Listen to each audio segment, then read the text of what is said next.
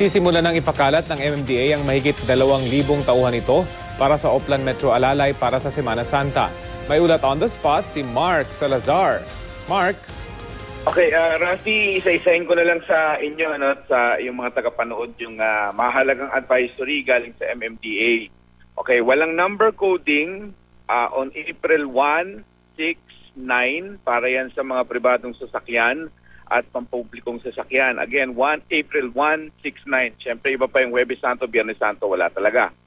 At magsisimula ngayong araw ang deployment ng binabanggit mong 337 personnel para sa Oplan Metro Alalay sa Semana Santa at magtatapos yan sa Lunes, April 6. Ang konsentrasyon ng mga tauhan ng MMDA sa mga bus terminals, sa seaport, sa airport, sa mga major churches. At ito'y magko-conduct din daw sila ng alcohol breath analyzer sa mga bus stations. Random yan. Okay, sa MRT at LRT naman, walang operasyon sila ng April 2 to 5. Okay, yung mga panahon na sasamantalahin nila na gagawin nila yung kanilang mga maintenance work. Pero yung Pasig River Ferry, as alternative, ay hindi magsasara during the Holy Week. Yung NLEX na inaasahan ng 10 to 20% increase sa volume ng mga sasakyan ay magpipick daw, inaasahan nila, starting Holy Wednesday, yung mga pauwi ng probinsya at babalik ang mga yan Easter Sunday hanggang Monday, pabalik ng Maynila. So, ang pakiusap ng MMDA, Rafi, ay wag na, kung maaari lang naman, i-adjust niyo yung schedule ninyo ng pagbabakasyon, iwasan niyo yung mga peak days na yon para alam niyo naman kung anong araw na dadagsa ang mga sasakyan. Sa NLEX, meron silang ipatutupad para i-decongest yung Dao exit, magiging pass-through na lamang yun dahil lahat daw ay sa Bukawi exit na magbabayad dahil di ba yung Dao masikip yan eh. Yung Skyway naman, magpapakalat ng ambulance tellers sa Sukat exit. Yan yung bottleneck kasi yan during peak days ng mga binanggit ko. Yung Skyway na papunta sa Terminal 3, mas maraming tellers ang bubuksan nila sa mga araw na pasakay ng eroplano yung mga kababayan natin dahil uuwi ng mga probinsya.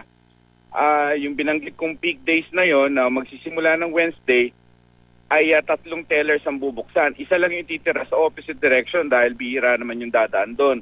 Ngayon, pagka magbabali ka naman, galing airport naman at pupunta sa SLEX, starting Sunday at Monday, yung 3 tellers naman doon sa papuntang SLEX ang bubuksan. Isa lang ititira doon naman sa papunta ng airport. Ito naman, para sa mga magsi-staycation, may advisory ang MMDA on roadworks and road activities.